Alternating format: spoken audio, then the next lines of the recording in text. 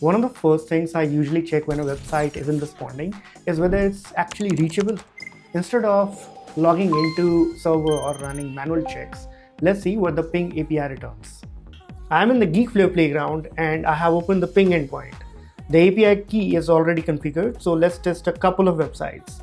I will start with netlify.com, paste the URL and click send request. A few seconds later, the response shows whether the host is reachable along with the latency. For monitoring or automation, this gives you a quick health check before running anything more detailed. Now let's try another website. This time I will use hashicorp.com. Send the request again.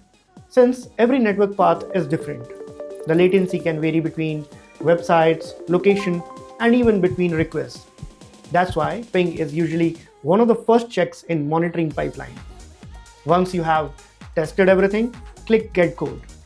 Geekflare generates ready-to-use code snippets in multiple programming languages.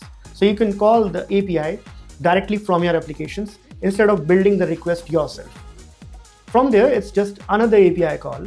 You might run it from scheduled job to monitor your own infrastructure, trigger alert when a service becomes unreachable, or use it as the first step before running deeper checks like TLS scans, load time analysis, or broken link detection.